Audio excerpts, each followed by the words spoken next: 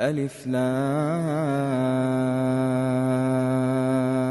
را تلك آيات الكتاب الحكيم أكان للناس عجبا أن أوحينا إلى رجل منهم أن أنذر الناس وبشر الذين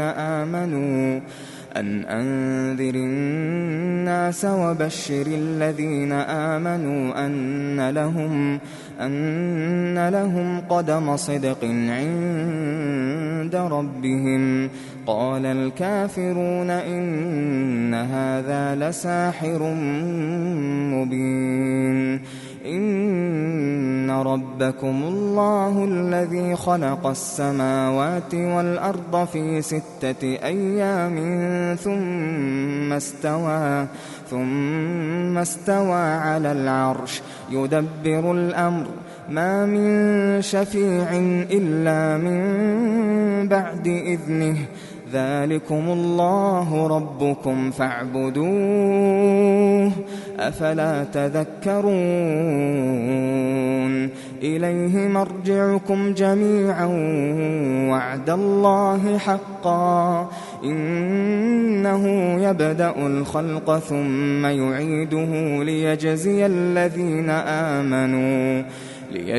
الذين آمنوا وعملوا الصالحات بالقسط والذين كفروا لهم شراب من حميم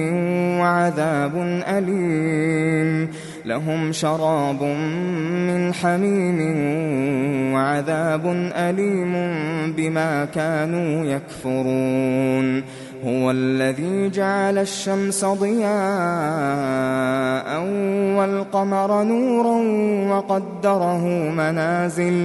وقدره منازل لتعلموا عدد السنين والحساب. ما خلق الله ذلك إلا بالحق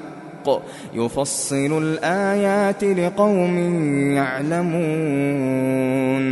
إن في اختلاف الليل والنهار وما خلق الله في السماوات والأرض لآيات لقوم يتقون. إن الذين لا يرجون لقاءنا ورضوا بالحياة الدنيا واطمأنوا بها والذين هم عن آياتنا غافلون أولئك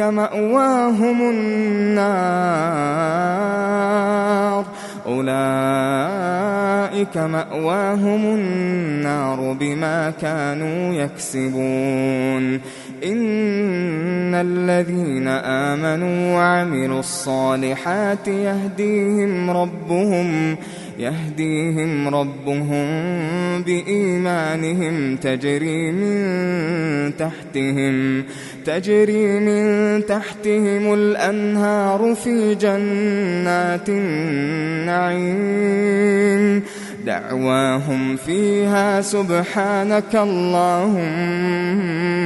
وتحيتهم فيها سلام وآخر دعواهم أن الحمد لله رب العالمين. ولو يعجل الله للناس الشر استعجالهم بالخير لقضي إليهم أجلهم فنذر الذين لا يرجون لقاءنا في طغيانهم يعمهون. وإذا مس الإنسان الضر دعانا لجنبه أو قاعدا أو قائما فلما كشفنا عنه ضره مر كأن لم يدعنا إلى ضر مسه كذلك زين للمسرفين ما كانوا يعملون. ولقد أهلكنا القرون من قبلكم لما ظلموا وجاءتهم رسلهم بالبينات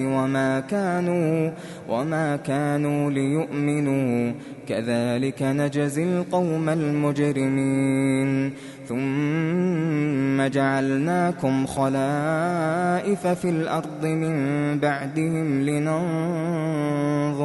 لننظر كيف تعملون وإذا تتلى عليهم آياتنا بينات قال الذين لا يرجون لقاء ائت بقرآن غير هذا أو بدله قل ما يكون لي أن أبدله من تلقاء نفسي إن أتبع إلا ما يوحى إلي إني أخاف إن عصيت ربي عذاب يوم عظيم قل لو شاء الله ما تلوته عليكم ولا أدراكم به فقد لبثت فيكم عمرا من قبله أفلا تعقلون فمن أظلم ممن افترى على الله كذبا أو كذب بآياته إنه لا يفلح المجرمون ويعبدون من دون الله ما لا يضرهم ولا ينفعهم ويقولون هؤلاء شفعاؤنا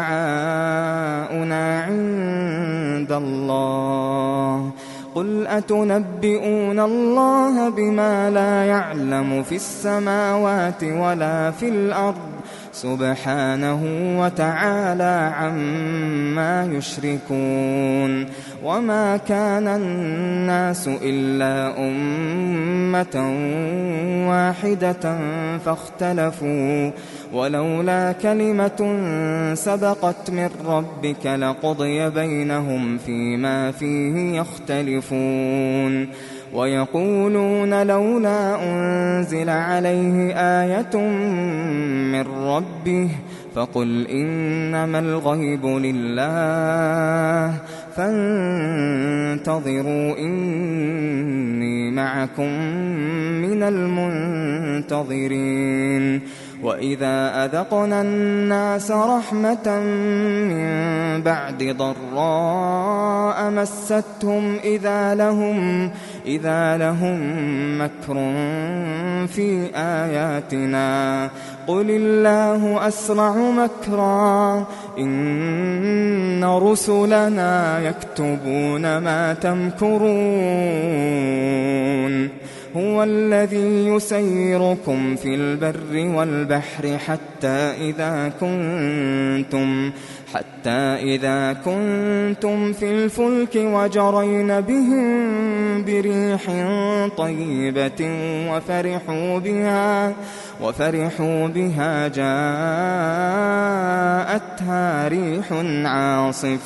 جاءتها ريح عاصف وجاءهم الموج من كل مكان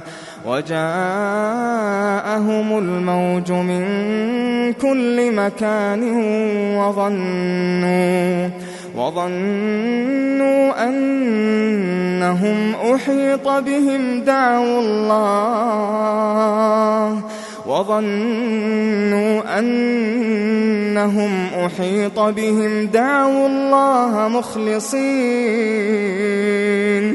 دعوا الله مخلصين له الدين لئن أنجيتنا من هذه لنكونن من الشاكرين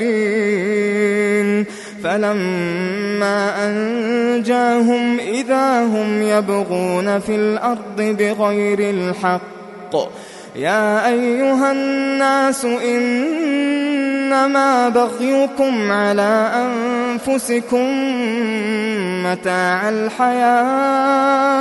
متاع الحياة الدنيا ثم إلينا مرجعكم فننبئكم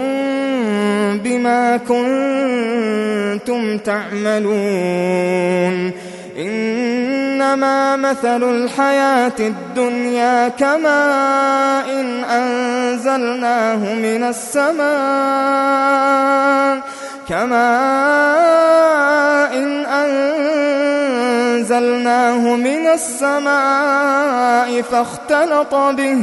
فاختلط به نبات الأرض مما يأكل الناس والأنعام حتى إذا أخذت الأرض زخرفها وزينت وظن أهلها أنهم قادرون عليها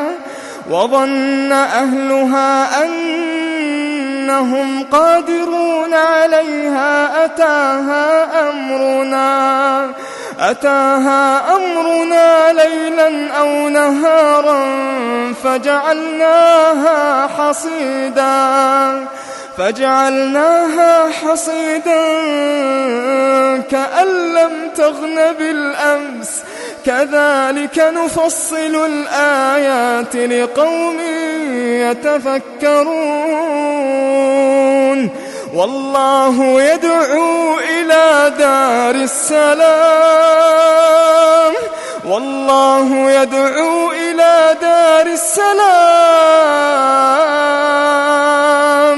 ويهدي من يشاء إلى صراط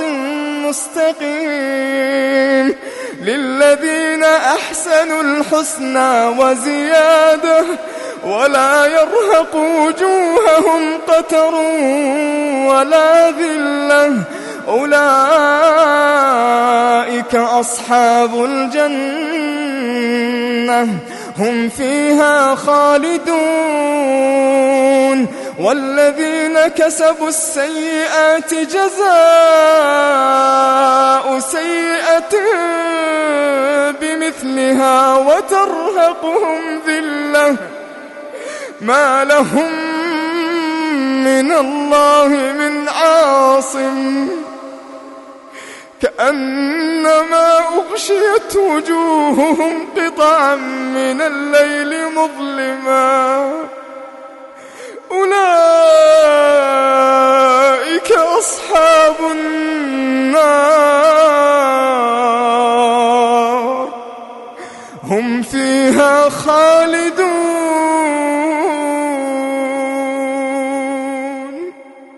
ويوم نحشرهم جميعا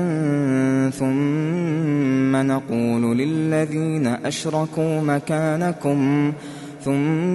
نقول للذين أشركوا مكانكم أنتم وشركاؤكم فزيلنا بينهم وقال شركاؤهم ما كنتم إيانا تعبدون فكفى بالله شهيدا بيننا وبينكم إن كنا عن عبادتكم لغافلين هنالك تبلو كل نفس ما أسلفت وردوا إلى الله مولاهم الحق وضل عنهم ما كانوا يفترون قل من يرزقكم من السماء والأرض أم من يملك السمع والأبصار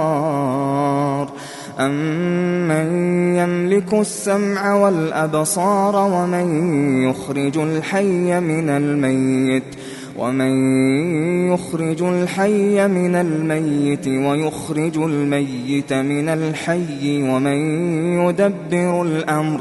فسيقولون الله فقل أفلا تتقون فذلكم الله ربكم الحق فماذا بعد الحق إلا الضلال فأنى تصرفون كذلك حقت كلمة ربك على الذين فسقوا أنهم لا يؤمنون قل هل من شركائكم من يبدأ الخلق ثم يعيده قل الله يبدأ الخلق ثم يعيده فأنى تؤفكون قل هل من شركائكم من يهدي إلى الحق قل الله يهدي للحق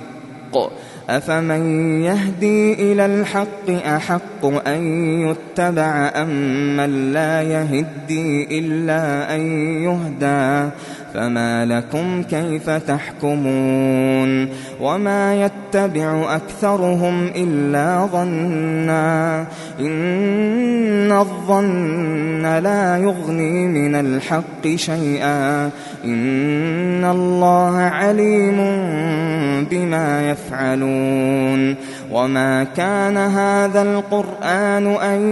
يفترى من دون الله ولكن تصديق الذي بين يديه وتفصيل الكتاب لا ريب فيه من رب العالمين أم يقولون افتراه قل فأتوا بسورة مثله وادعوا من استطعتم من دون الله إن كنتم صادقين بل كذبوا بما لم يحيطوا بعلمه ولما يأتهم تأويله كذلك كذب الذين من قبلهم فانظر كيف كان عاقبة الظالمين ومنهم من يؤمن به ومنهم من لا يؤمن به وربك أعلم بالمفسدين وإن كذبوك فقل لي عملي ولكم عملكم أنتم بريئون مما أعمل وأنا بريء مما تعملون ومنهم من يستمعون إليك أفأنت تسمع الصم ولو كانوا لا يعقلون ومنهم من ينظر إليك أفأنت تهدي العمي ولو كانوا لا يبصرون إن الله لا يظلم الناس شيئا ولكن الناس أنفسهم يظلمون ويوم يحشرهم كأن لم يلبثوا إلا ساعة من النهار يتعارفون بينهم قد خسر الذين كذبوا بلقاء الله وما كانوا مهتدين وإما نرينك بعض الذي نعدهم أو نتوفينك فإلينا مرجعهم ثم الله شهيد على ما يفعلون ولكل أمة رسول فإذا جاء رسولهم قضي بينهم بالقسط وهم لا يظلمون ويقولون متى هذا الوعد إن كنتم صادقين قل لا أملك لنفسي ضرا ولا نفعا إلا ما شاء الله لكل أمة أجل إذا جاء أجلهم فلا يستأخرون ساعة ولا يستقدمون قل قل أرأيتم إن أتاكم عذابه بياتا أو نهارا ماذا يستعجل منه المجرمون أثم إذا ما وقع آمنتم به الآن وقد كنتم به تستعجلون ثم قيل للذين ظلموا ذوقوا عذاب الخلد هل تجزون إلا بما كنتم تكسبون ويستنبئونك أحق هو قل إي وربي إنه لحق وما أنتم بمعجزين ولو أن لكل نفس ظلمت ما في الأرض لافتدت به وأسروا الندامة لما رأوا العذاب وقضي بينهم بالقسط وهم لا يظلمون ألا إن لله ما في السماوات والأرض ألا إن وعد الله حق ولكن أكثرهم لا يعلمون هو يحيي ويميت وإليه ترجعون يا أيها الناس قد جاءتكم موعظة من ربكم وشفاء لما في الصدور وهدى ورحمة للمؤمنين قل بفضل الله وبرحمته فبذلك فليفرحوا هو خير مما يجمعون قل أرأيتم ما أنزل الله لكم من رزق فجعلتم منه حراما وحلالا قل الله أذن لكم أم على الله تفترون وما ظن الذين يفترون على الله الكذب يوم القيامة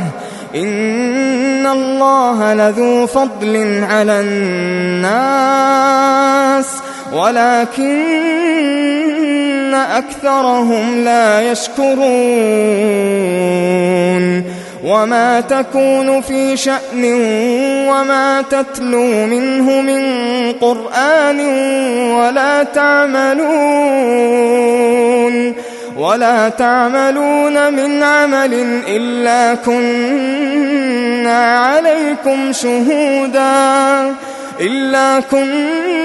عليكم شهودا إذ تفيضون فيه وما يعزب عن ربك من مثقال ذرة في الأرض ولا في السماء وما يعزب عن ربك من مثقال ذرة في الأرض ولا في السماء ولا أصغر من ذلك ولا أكبر إلا في كتاب مبين ألا إن أولياء الله لا خوف عليهم ولا هم يحزنون الذين آمنوا وكانوا يتقون لهم البشرى في الحياة الدنيا وفي الآخرة لا تبديل لكلمات الله ذلك هو الفوز العظيم ولا يحزنك قولهم إن العزة لله جميعا هو السميع العليم. ألا إن لله من في السماوات ومن في الأرض وما يتبع الذين يدعون من دون الله شركاء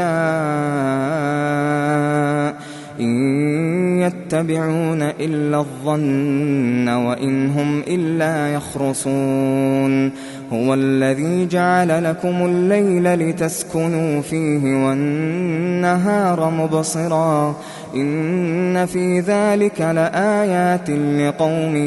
يسمعون قالوا اتخذ الله ولدا سبحانه هو الغني له ما في السماوات وما في الأرض إن عندكم من سلطان بهذا أتقولون على الله ما لا تعلمون قل إن الذين يفترون على الله الكذب لا يفلحون متاع في الدنيا ثم إلينا مرجعهم ثم نذيقهم العذاب الشديد بما كانوا يكفرون واتل عليهم نبأ نوح إذ قال لقومه يا قوم إن كان كبر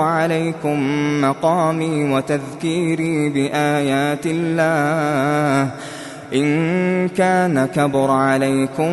مقامي وتذكيري بآيات الله فعلى الله توكلت فأجمعوا أمركم وشركاءكم ثم لا يكن أمركم عليكم غمة ثم قضوا إلي ولا تنظرون فإن توليتم فما سألتكم من أجر إن أجري إلا على الله وأمرت أن أكون من المسلمين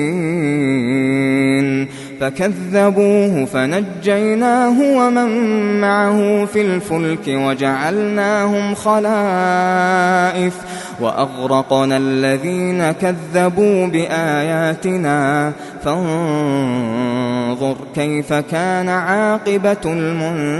المنذرين ثم بعثنا من بعده رسلا إلى قومهم فجاءوهم بالبينات فما كانوا ليؤمنوا بما كذبوا به من قبل كذلك نطبع على قلوب المعتدين ثم بعثنا من بعدهم موسى وهارون إلى فرعون وملئه بآياتنا فاستكبروا وكانوا قوما مجرمين فلما جاءهم الحق من عندنا قالوا إن هذا لسحر مبين قال موسى أتقولون للحق لما جاءكم أسحر هذا ولا يفلح الساحرون قالوا أجئتنا لتلفتنا عما وجدنا عليه آباءنا وتكون لكم الكبرياء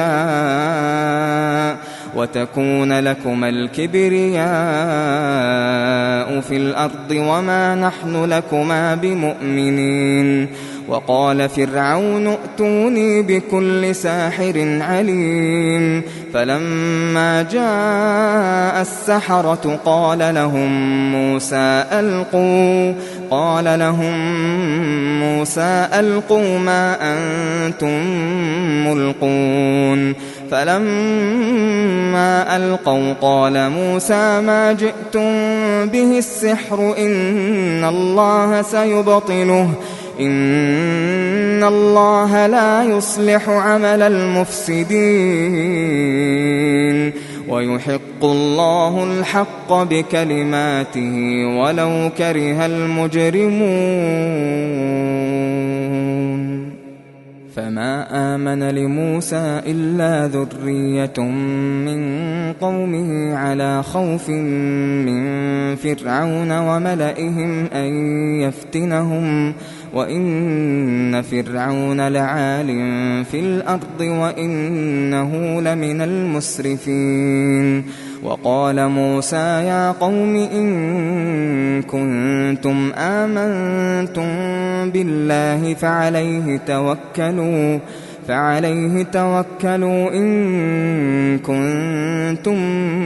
مسلمين فقالوا على الله توكلنا ربنا لا تجعلنا فتنة للقوم الظالمين ونجنا برحمتك من القوم الكافرين وأوحينا إلى موسى وأخيه أن تبوأ لقومكما بمصر بيوتا وجعلوا بيوتكم قبلة وأقيموا الصلاة وبشر المؤمنين وقال موسى ربنا إنك آتيت فرعون وملأه زينة وأموالا في الحياة الدنيا ربنا ليضلوا عن سبيلك ربنا اطمس على أموالهم واشدد على قلوبهم فلا يؤمنوا حتى يروا العذاب الأليم قال قد أجيبت دعوتكما فاستقيما ولا تتبعان سبيل الذين لا يعلمون وجاوزنا ببني إسرائيل البحر فأتبعهم فرعون وجنوده بغيا وعدوا حتى إذا أدركه الغرق قال آمنت أنه لا إله إلا الذي آمنت به بنو إسرائيل وأنا من المسلمين الآن وقد عصيت قبل وكنت من المفسدين فاليوم ننجيك ببدنك لتكون لمن خلفك آية وإن كثيرا من الناس عن آياتنا لغافلون ولقد بوأنا بني إسرائيل مبوأ صدق ورزقناهم من الطيبات فما اختلفوا حتى جاءهم العلم إن ربك يقضي بينهم يوم القيامة فيما كانوا فيه يختلفون فإن كنت في شك مما أنزلنا إليك فاسأل الذين يقرؤون الكتاب من قبلك لقد جاءك الحق من ربك فلا تكونن من الممترين ولا تكونن من الذين كذبوا بآيات الله فتكون من الخاسرين إن الذين حقت عليهم كلمة ربك لا يؤمنون ولو جاءتهم كل آية حتى يروا العذاب الأليم فلولا كانت قرية آمنت فنفعها إيمانها إلا قوم يونس لما آمنوا كشفنا عنهم عذاب الخزي في الحياة الدنيا ومتعناهم إلى حين ولو شاء ربك لآمن من في الأرض كلهم جميعا أفأنت تكره الناس حتى يكونوا مؤمنين وما كان لنفس أن تؤمن إلا بإذن الله ويجعل الرجس على الذين لا يعقلون قل انظروا ماذا في السماوات والأرض وما تغني الآيات والنذر عن قوم لا يؤمنون فهل ينتظرون إلا مثل أيام الذين خلوا من قبلهم قل فانتظروا إني معكم من المنتظرين ثم ننجي رسلنا والذين آمنوا كذلك حقا علينا ننجي المؤمنين قل يا أيها الناس إن كنتم في شك من ديني فلا أعبد الذين تعبدون من دون الله ولكن أعبد الله الذي يتوفاكم وأمرت أن أكون من المؤمنين وأن أقم وجهك للدين حنيفا ولا تكونن من المشركين ولا تدع من دون الله ما لا